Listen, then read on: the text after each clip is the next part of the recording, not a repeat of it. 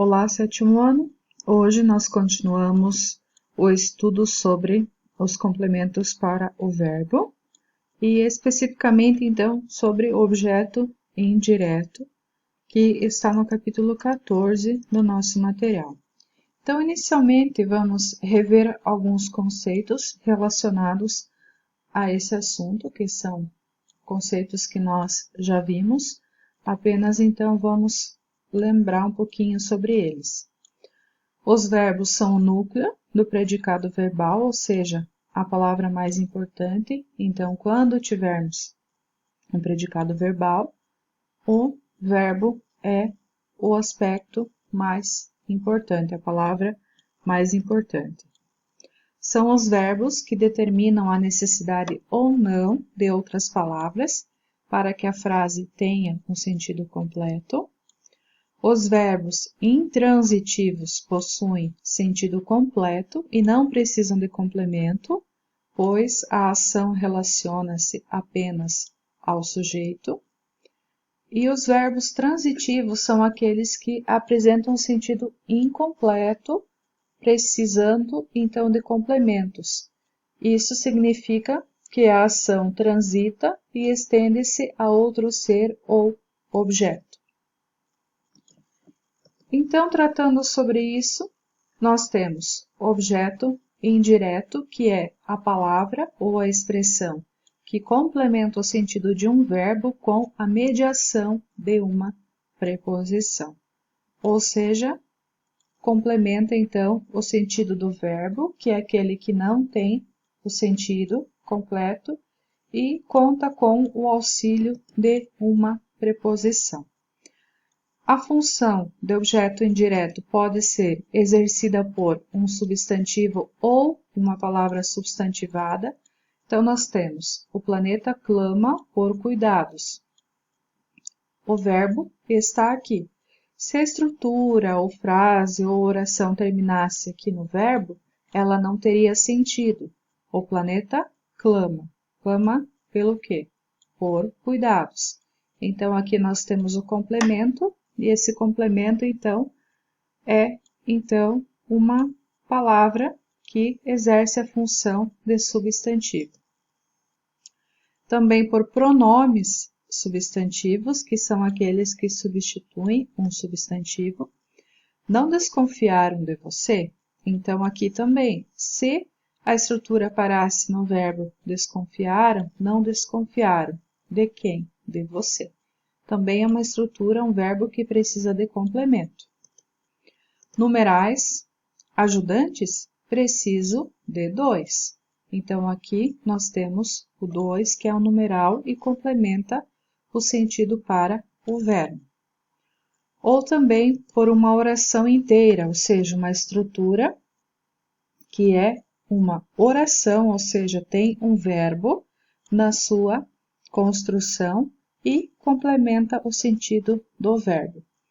E aqui, como vocês puderam ver também, a palavrinha que está dentro de cada um dos exemplos, que está com destaque em azul, ela é uma preposição.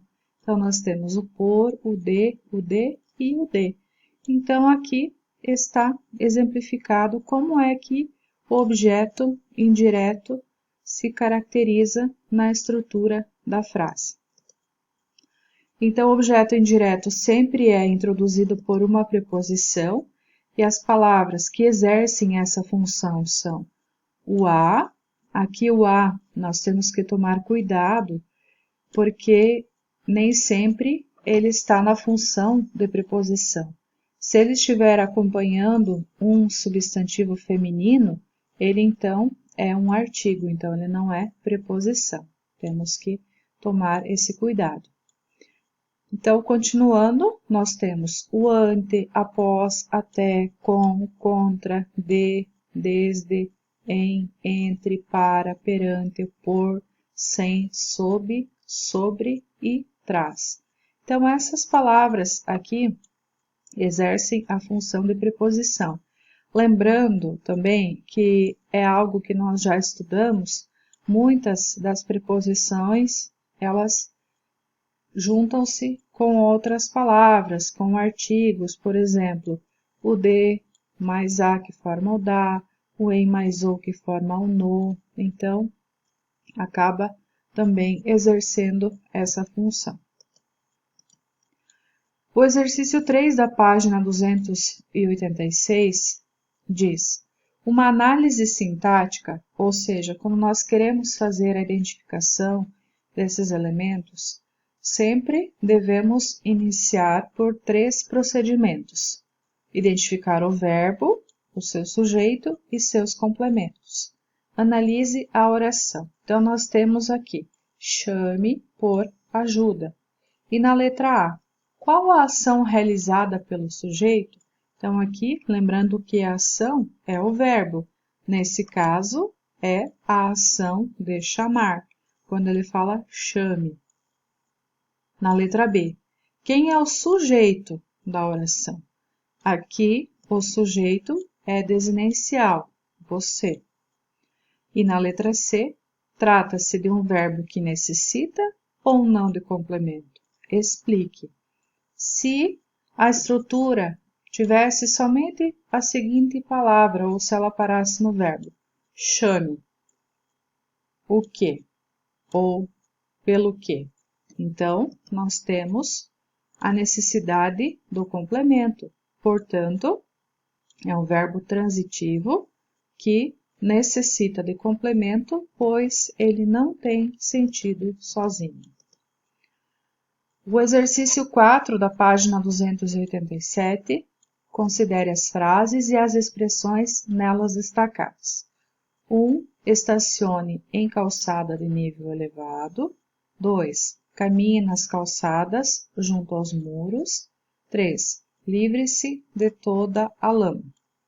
Todas as expressões grifadas são introduzidas por preposição, no caso, o em, o nas e o de. Mas apenas uma introduz um objeto sobre o qual recai a ação do sujeito, indique qual é e explique. No caso da 1, nós temos o seguinte sentido: estacione onde. Na 2, caminhe onde. E na 3, livre-se do que. Então, a única que temos, então, um objeto indireto é na número 3. Nas outras, as expressões que estão em negrito e que são introduzidas pela preposição apenas indicam o local onde a ação será realizada, o que não se configura como um objeto indireto. O objeto indireto também, ele pode ser representado pelos pronomes oblíquos, e é isso que está sendo solicitado que nós façamos aqui no exercício. Quando diz assim: reescreva as frases trocando o termo em destaque por um pronome oblíquo.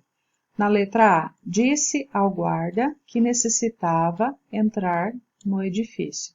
Então, nesse caso, disse para quem? Para o guarda. Então, nós podemos substituir a expressão ao guarda por um pronome oblíquo. Então, fica assim: disse-lhe que necessitava entrar no edifício. Na letra B, ofereceu à amada um delicado ramalhete. Ofereceu para quem? Para a amada. Então, trocamos a expressão por lhe. Ofereceu-lhe um delicado ramalhete. Na letra C, entregou ao médico o resultado dos exames. Então, aqui também fica: entregou-lhe o resultado dos exames. Na letra D, chamou a mim traidor. Então, fica: chamou-me traidor. E na letra E, designou a si mesmo estrela do espetáculo. Fica: designou-se estrela do espetáculo. A tarefa referente à aula de hoje, que trata sobre o objeto indireto, exercício 5 da página 287, que é o que vocês devem postar no AVA e também deverão realizar os exercícios 1 até o 5 das páginas 288 e 289. Na próxima aula, nós ainda continuaremos a tratar sobre o objeto indireto, sobre mais alguns aspectos sobre esse assunto. Então, por hoje era só e até a próxima aula.